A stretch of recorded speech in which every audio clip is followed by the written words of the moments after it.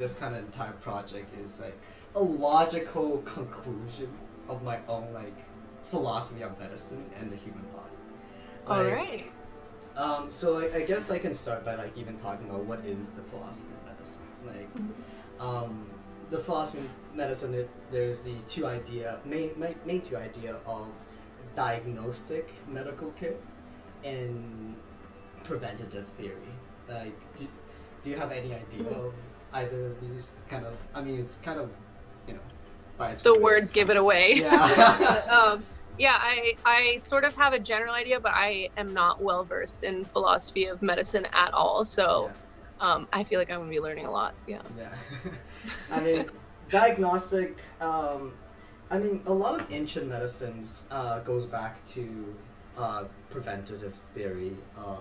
Even when you think about Socrates, Plato, these people not only contribute to the whole like political thing, which we don't need to get to today. Some but, topic. Like, yeah, some of them did do some like dissections. I don't know if you know that. Ooh, okay. Yeah, and later on it gets to Galen, these like Greek, Roman, Greco-Roman physicians that was famed for their like dissection, public dissection of like animals and some actually like cadavers, like human cadavers. Oh, okay. From criminals, but it's not as prominent as later physicians did. But yeah, this is all to kind of understand what they are, what human are, in their all search of like who we are, in compared to the wider universe. That's why they did it. That's interesting. I didn't know that. I thought they, or sort of like based on our like modern conception, you would think it would be with a very specific goal of like understanding sickness. But that's interesting that they were like dissecting with the goal of like understanding like their relationship with the universe. That's like, I didn't know that. That's very interesting. Yeah. And one of the kind of conclusion that they had gone to is the whole idea of like initially it's like preventative. How do we prevent sickness? Because back in like Greco-Roman days, it's all like medicine's more like a business than an actual like let me heal people. So it's like if you can make money, you know.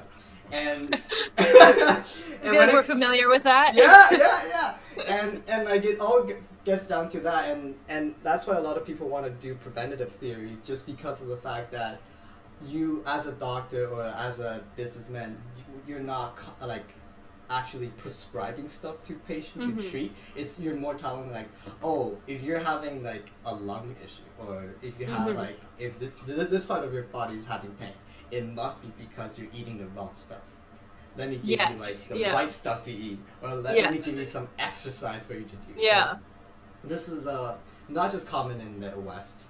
It was also common with the East. The whole idea about like ancient Chinese medicine, or even traditional Chinese medicine today. When we talk about like we use herbs, and also they look at your pulse.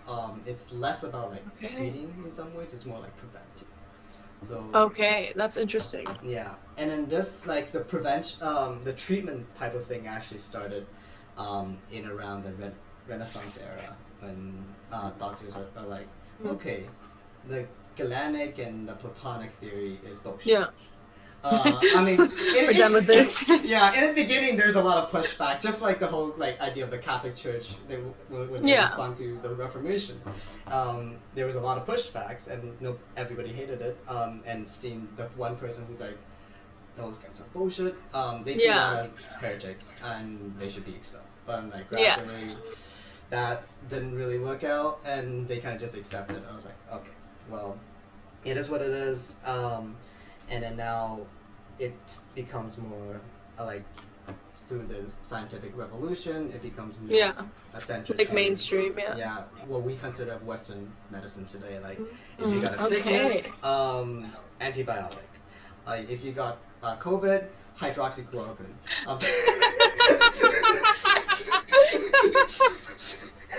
Boom! I like that.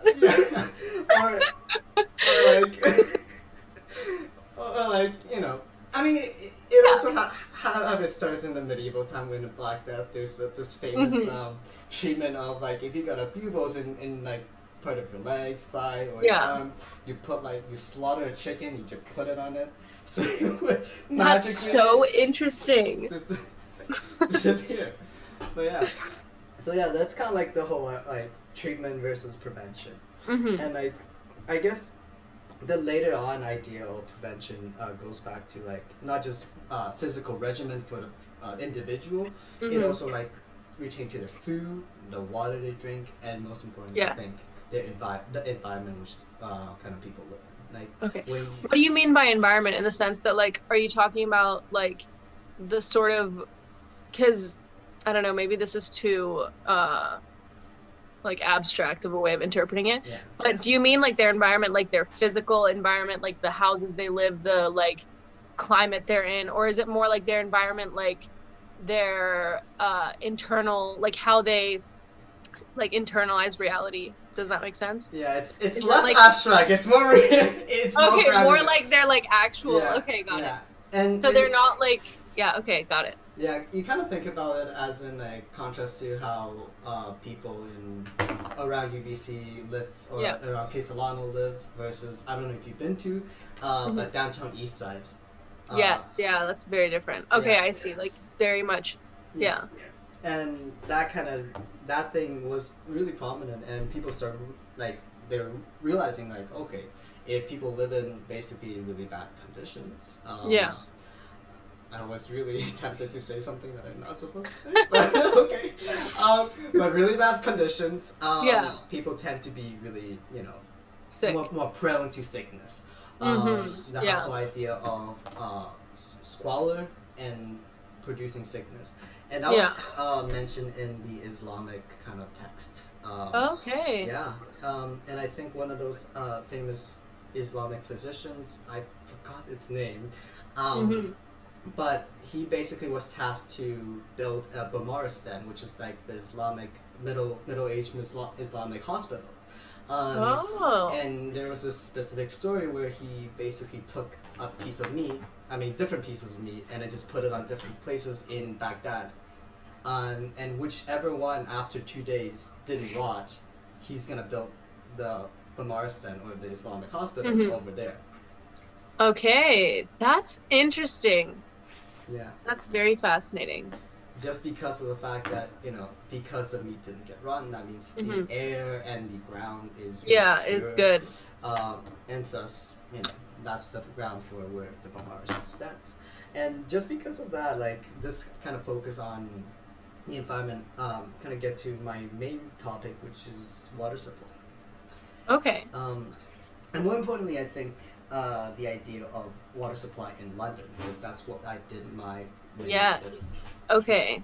Yeah, there's a lot of things to say about that. Yeah, and I actually examined water supply since kind of like around like early medieval to all the way to early Mhm. modern times. So you think about the Jacobin Revolution. So that's Yeah. like the end of my kind of research there.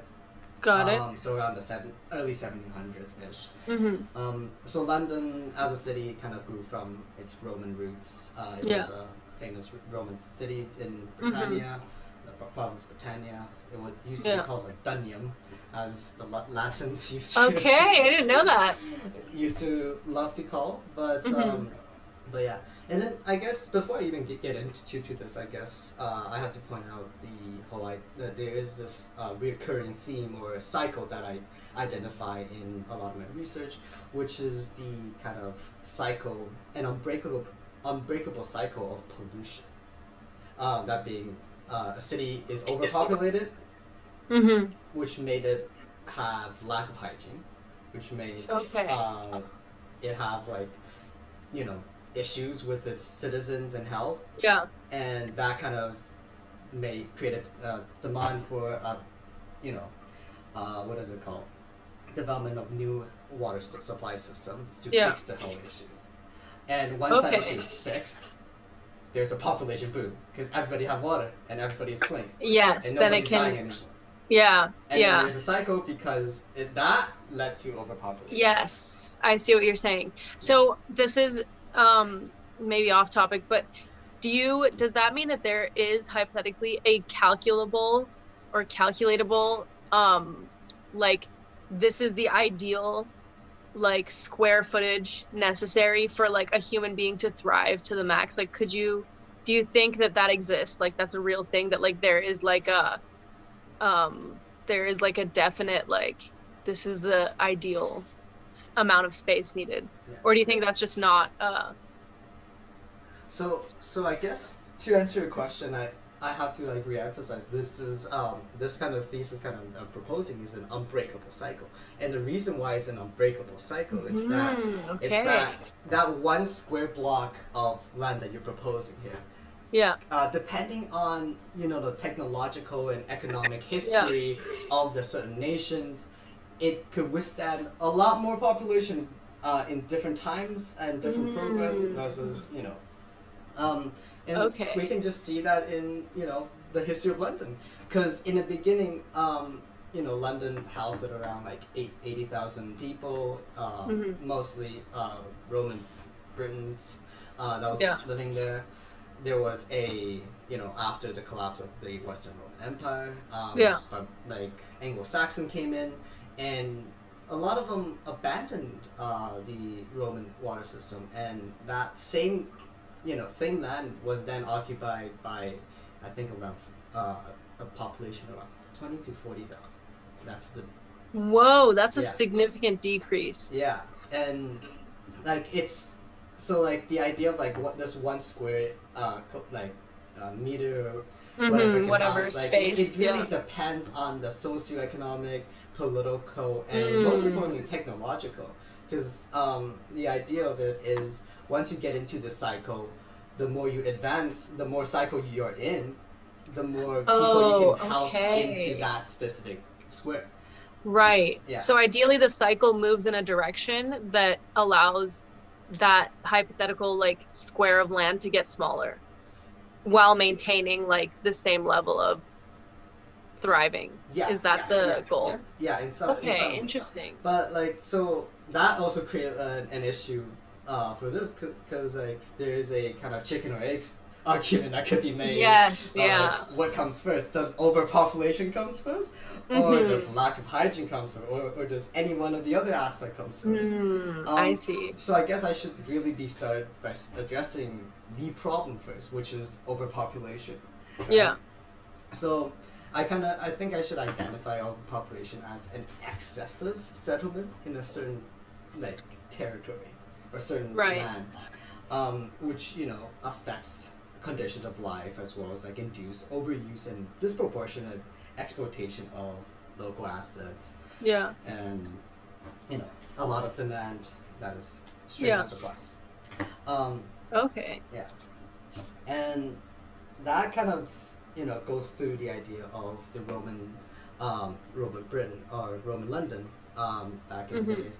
And because of that, there's this article that I wrote. That I read. Not accomplished yet. I wrote it and then I read it. No, I just read it. Yeah. That kind of went through an archaeological dig of what was used in the early Roman period to supply water to their residents, and that was using a chain bucket. So they dug, I think, around 4 big wells around the city of Londinium. And with that, they use a chain. They use like a chain system where they can extract water from those wells and bring it to central location. Yeah. So because of that, and because of the fact that London was actually located around like the lowland marshes area and river, it actually didn't need an aqueduct. So there wasn't the famous Roman aqueduct there, because they already got water there. What? I did not know that. Okay. Yeah, that's really interesting. Yeah. How was water like distributed once it was brought to the centralized location? Was it sort of like everybody just came and took it, or like how did it spread out from there? Yeah. So because there's usually they dug out 4 of them. Yeah. So we know for sure that there's 4 of these big wells. So Yeah. they all connect to different center of location. So Yeah. for resident of different area kind of to Right. get. But this kind of system was abandoned around like the 3rd centuries, 4th centuries What? for no apparent reason. It like the article suggested that there wasn't a break-in, like a like a violent like Yeah, like nobody destruction. destroyed the wells or something. Yeah. But it just suddenly nobody started using it for some reason.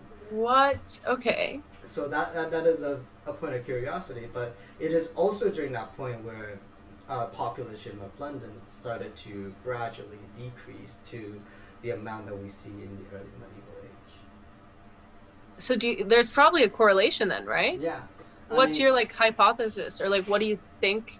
Yeah. What do you think that correlation is? So I have no definitive answer for that one, but I mean I could only guess it's because of the fact that the Roman Empire at that time was weakening.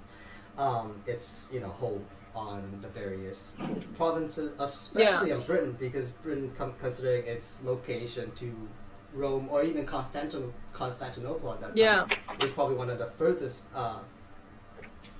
Hello. I'll cut this out. It's your Christmas gift, so I'm gonna be in here.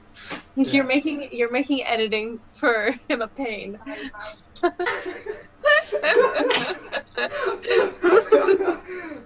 Oh, okay. So what was I saying Anyway, again? sorry.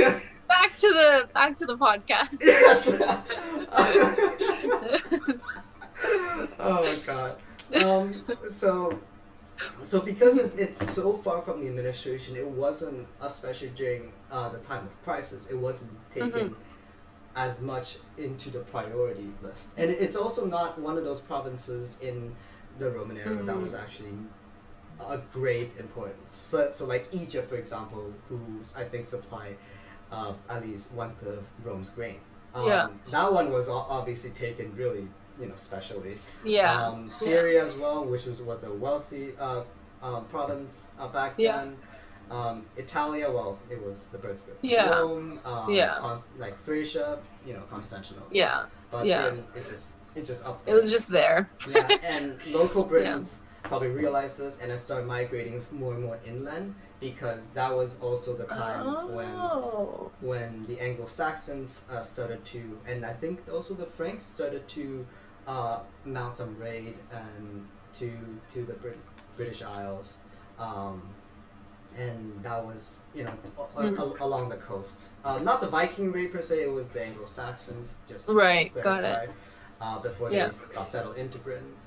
So I guess now it's a good time to talk about when they actually did got settled in Britain. Okay. So, in the beginning, London was really not the focused. The major Anglo-Saxon kingdom during that time was the Kingdom of Mercia and Kingdom of Wessex and Kingdom of Northumberland, or Northumbria. And none of these either directly control London or made London their capital. So this is why during this time London wasn't as mentioned compared to cities like Winchester, for example. But it was after the Norman conquest of England when we got more sources on London specifically, and I guess it was because of that we get to see a growth of London, and we see that people start using. There was a lot of streams, and initially in London, like in the beginning, that was when we get records of them started to getting clogged and started to decrease in flow, and then finally dried up because people are just using it. Okay. So it goes back. So to that's where like overusing the resources. Yeah, and then that's also when the time when people start digging up wells. And that was kind of in like around the High Middle Ages, so around the 1000 CE. Okay. So people digging wells, and that's also starting to appear this profession called the water carriers. So I mean, it's very interesting. The namesake is their job is to carry water around. Yeah. And you can also see just by that how important water is. to Yes, have a of course. a lot of people, a significant portion of the population being delegated, well, not delegated, but But you know, yeah, decided like to dedicated. take on their Yeah. life to this job because it Yeah. is that important. And, Yeah, of course. and even with these, people are starting to realize pollution started to happen. Like there's this one information about butchers started to throw their the intestine of the animal for some reason. European people don't eat that for some reason. I eat them. I know, right? Like why? Yeah, but It's so arbitrary. yeah, But yeah. But that's a side point. But like they throw this out, and it eventually got into the sewage system, clogged the sewage system, and also clogged the river. What? It was that bad? Yeah. Wow. And it was I guess, yeah. the only reason of how we know this is because there was an order from a decree, I believe, from the king, who directly ordered, made a law for forbidding people from doing that, essentially. Oh wow. So yeah.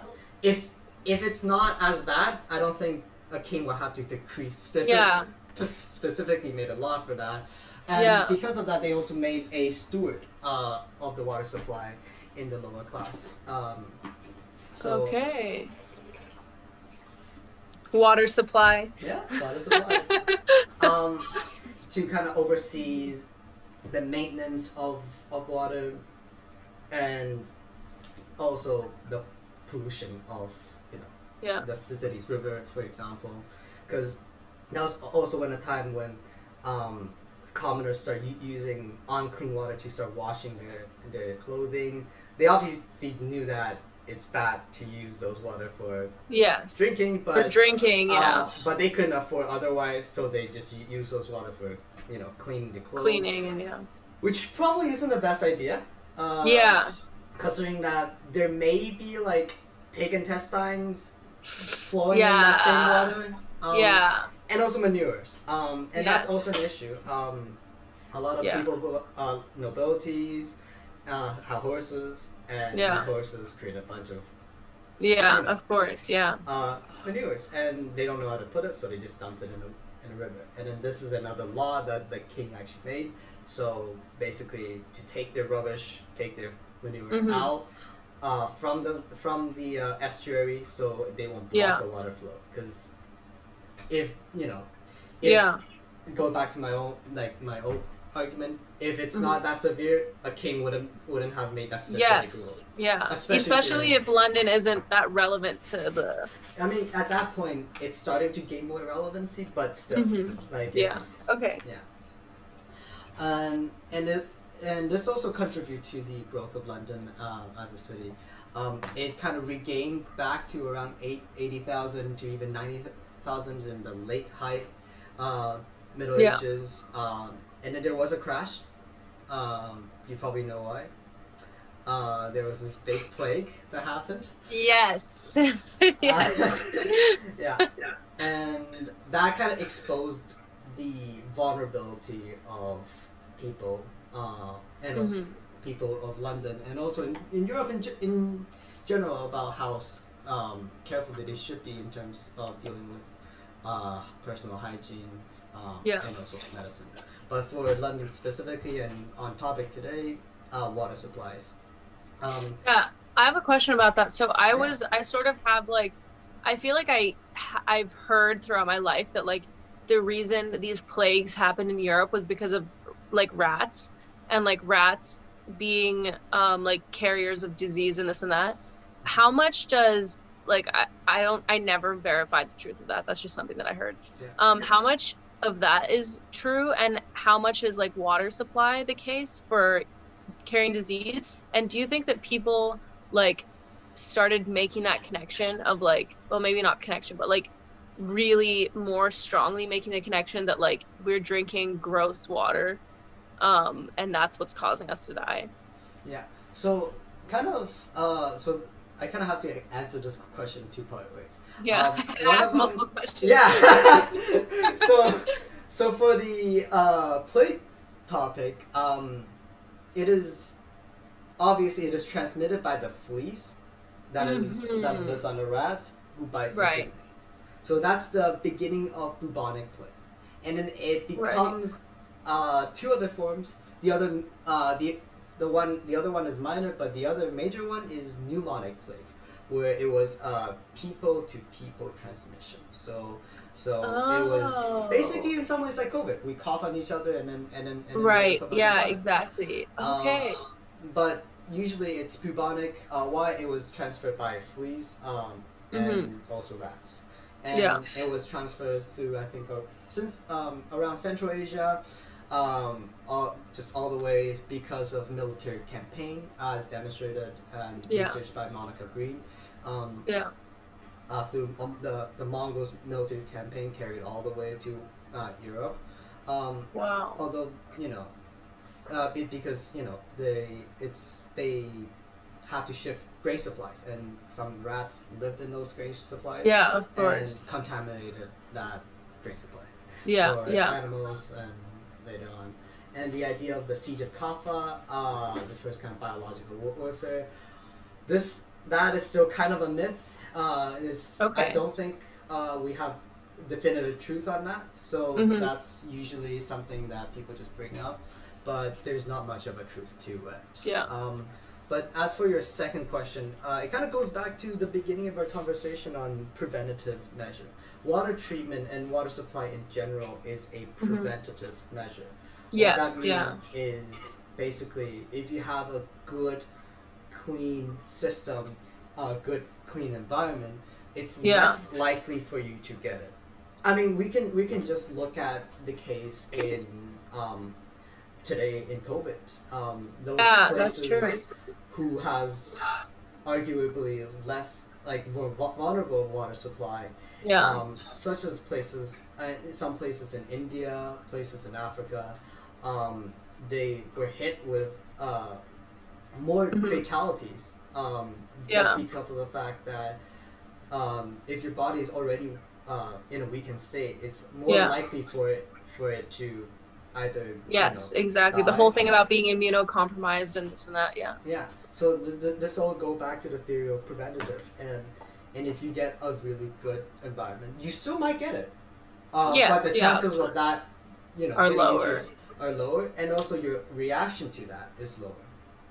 So that kind of goes back to even in medieval times, statistically speaking, in some ways, commoners are more likely to die than nobility, just because of the fact that they don't get access to as many, supplies, environment, such and such, and also doctors, well, because they're able to, they're rich and they're. Of course, they are. Yeah. So it's all the idea of that's why I also made it my central point about prevention. Water supply ultimately comes down to prevention of disease, not curing you. It's not like you have a great water supply system and everybody is cured of their cancer. Exactly. But it's more like it's more, you're a lot less likely of getting it, and you're more resistant to it if you are in a scenario where you have a ample amount of water supply versus someone else. It sort of reminds me of somebody was telling me how hand washing has obviously become a huge part of our lives now, with not part of our lives, but it's just been emphasized with COVID. And that's something that requires water. Water is a central part of hand washing, and clean water is this even more so essential part. And I remember somebody telling me maybe what we need to learn from this is that we weren't washing our hands enough before COVID started.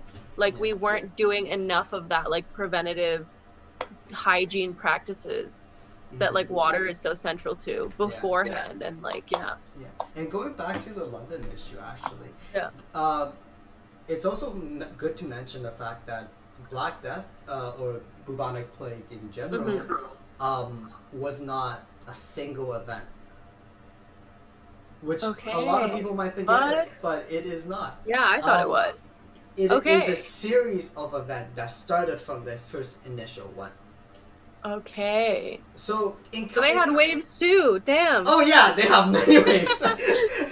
So we can really compare it to a modern day COVID. There's many waves within, and for bubonic plague, that was way worse. Because it started in around 1340s. That was when every medieval source started, typing that. I'm not typing. Writing that down. And they start recording it and be like, oh yeah, people are dying like left, right, and center. But that's the start of it. But there's more. Every like 20, 30 years, they would just miraculously return to a town, and a town have to quarantine themselves or like preventative measure. Yeah. It lasted all the way, I think, until the late 1600s.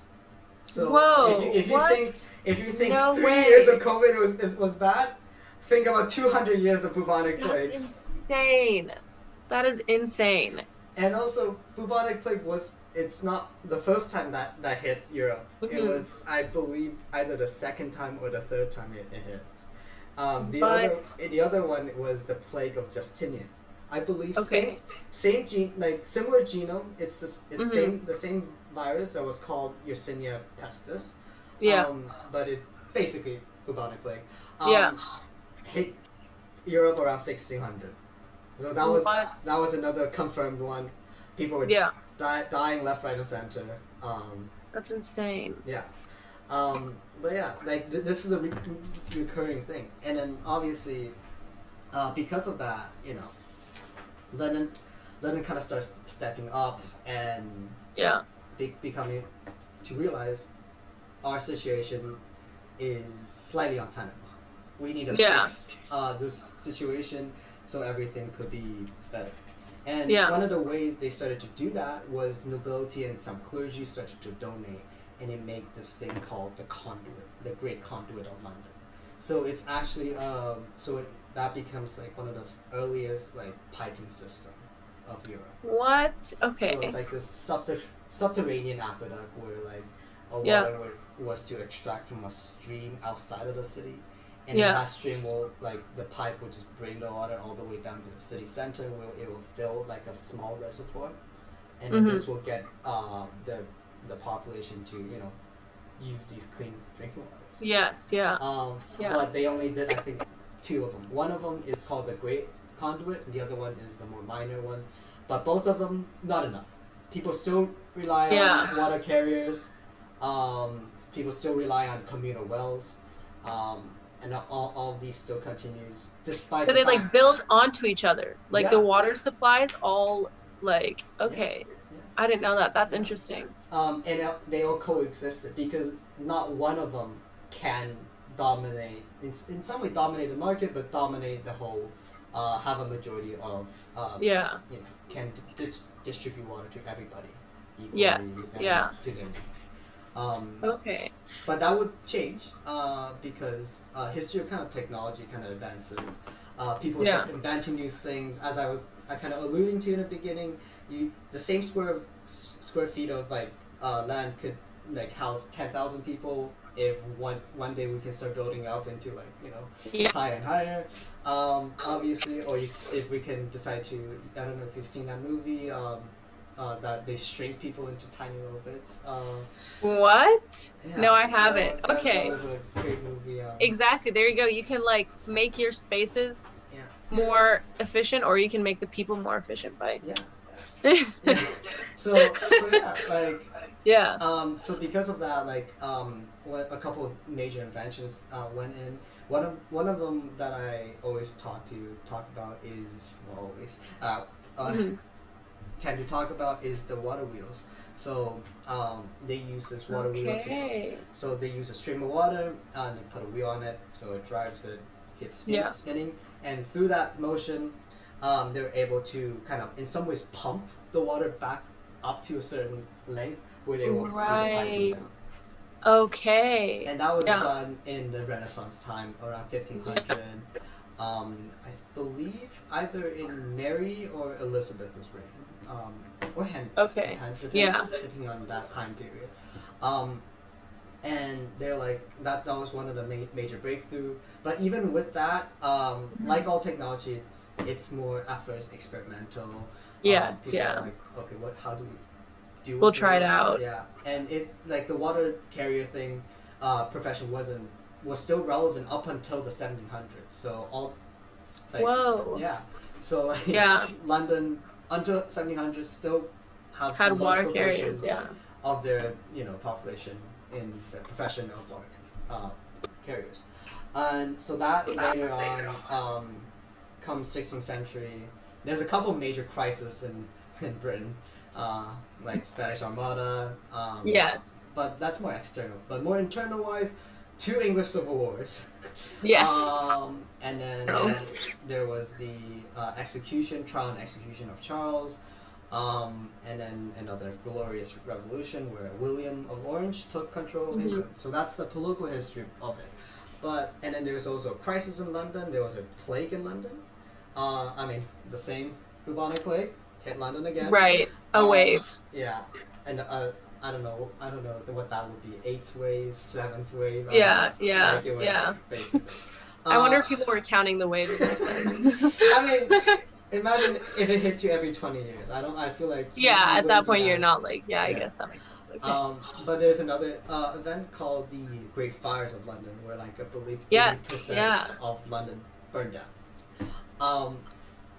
Yeah, that was. How did that affect the water supply? Okay, so that's exactly why I brought that up, because I bring everything up for a reason. Because there was a proto-capitalist movement back in that time. There's this company called the New River Company that was starting up, and then they start offering services to people. Be like, we'll bring you clean drinking water, piped. And whoa. But people are like, I love my buddy Jamal.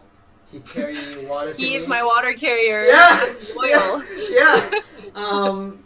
Or like they still like their wells. That was really lovely to them. So people are kind of, and even some nobles who does have money to afford these, they still are like, I don't really want that. But it was after this kind of fire, everything burned down, when everything rebuilt it. That was when initially the water wheel was actually controlled by the crown. It was transferred to the company. The company had the control of the London Bridge, which had the water wheel to pump the water up. And they also, through the reconstruction period, while people are reconstructing, they're also rewiring like pipelines to their houses. Okay. Yeah. Did they rewire the pipelines to be more like individualized? Yeah. As in, okay. Yeah. Why did they do that? Was that just for like efficiency's sake, or was there like another reason? It's more like consumer based. Like it is, and it's as its namesake, New River Company. It is a company with shareholders. That's why I call it proto-capitalist. That's so interesting. What the fuck? What the heck? So, so no worries. So that's how people suddenly, when they came back to their rebuilt houses, they're like, oh shit, we actually got tap water in some ways, even though it's not as efficient as what we have today. Obviously, they still don't have hot water, but like it's a major step off from getting your water from a water carrier, getting it from a communal well, or even the Great Conduit, which still exists back then, but is less and less. So how revolutionary do you think that was for people? Like how significantly do you think that changed their lives? Like their day-to-day lives? Like I feel like if you suddenly went from getting water from someplace to getting water from a central tap in your house, there will be you will have more time to do other stuff. Yeah, that's quite big. Yeah. As in a city, it's usually pretty busy, even back in the late Renaissance and Leiden times. Yeah. You still have busy marketplace. You gotta sell stuff. You gotta trade stuff. Yeah. Or you want to do some labor. These are all time-consuming stuff that would eventually lead you to have 7 bushels of wheat, for example. Yeah. That will eventually give you flour or bread. And by saving like maybe 20 minutes to an hour every day for just because you now Yeah, that water. can change change a lot of things. Yeah, I feel like that also could be one of the reasons. This is more of like my own hypothesis, non-proven, but it could be one of the reasons why people there's starting to be more of a movement to a more middle class based society, especially in the urban center. Because when you have that, you have this free time, just like we have during COVID time. We have free time. People started to search for new jobs that they maybe qualify for when they couldn't have in the beginning before COVID, or like they decided to, now they have free time. They decided to pursue a passion of theirs. For example, it's all like it. Yeah, they have more time just because of this water thing. Yeah. And also this water, unlike the previous one, mostly used the stream from outside of London, clean, pure streams, so they're all sanitary as well. Yeah. That's another question I had actually about the water supply. So there's like within the history of how the water supply is, clearly there's a growth in like how many different ways you can get water, and like you said, like the water carriers stayed and like all these things stayed. And was there ever like a consideration for the cleanness of the water, and did people like prioritize that or think about that, or was there like a progress towards making the water cleaner, not just more accessible? So the idea of like making the water cleaner was one of the idea that was driven by the market. So it was more like, yes, you get the cleaner water. But even before that, people recognized like we shouldn't drink dirty water. Yeah. That's why they use the dirty water to wash their clothes. Even though it's still not ideal, but people, it's better than drinking it. Yeah, and that also kind of make us, from our modern day perspective, goes back. We can kind of understand that these people are not stupid. Like these people are just kind of like us. They do what is the most logical things that they could do within their condition. With the things that they had, And in that case was use the clean water to drink and use the dirty water to wash clothing. Yes. Or to do Yeah. And they also, I believe, one of the article also suggested that they also use them to cook, but which, in some ways it's like we see that as bad, but in some ways it's also not as bad because you're heating it up, and through that heating process, a lot of those unhygienic things are getting, evaporated or killed. So there's a lot less of a condition. But obviously compared to if you were to just have clean water from the tap from the get-go, that's still, that's significant. Yeah. So I guess like this all kind of brings back to the importance of preventative measure and water supplies. Because when we talk about it in the modern context, as I alluded to before, even COVID, places where water supply is insecure, they tend, when they have disease, they tend to have a lot more fatality. That's why when I believe bubonic plague still hits parts of Africa, where it has been eliminated from majority of Europe and America and most of Asia. Wow, I didn't know that. Yeah, and a lot of these disease still hits because of the nature of colonialization. And its legacy, and also the violent political unrest that's in there.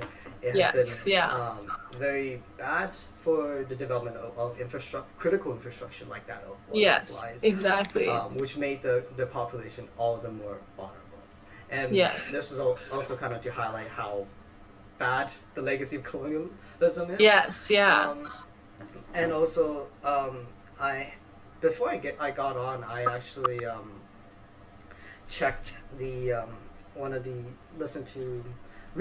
to Chomsky's one of his monologue on why every American president after World War II should be indicted according to the Nuremberg trial. And one of these ones that was laid on George Bush Sr. was that he basically when he went into Iraq and I think Desert Storm, I believe, the Gulf Wars basically. So the quote was like, the Bush administration attacked infrastructure. And yes, that's so he made crazy. the idea of like, if you attack New York City and you destroy its electrical system or its sewage system, that basically amount to biological warfare. Yes, yeah, absolutely. And that's the nature of Bush's attack, as quoted by Chomsky. And this goes back to the water supplies, because if you destroy a water supply of modern day cities, such as like of Vancouver, citizens like us, we will be very vulnerable to disease, not just COVID-19 as we're in now, but just in general.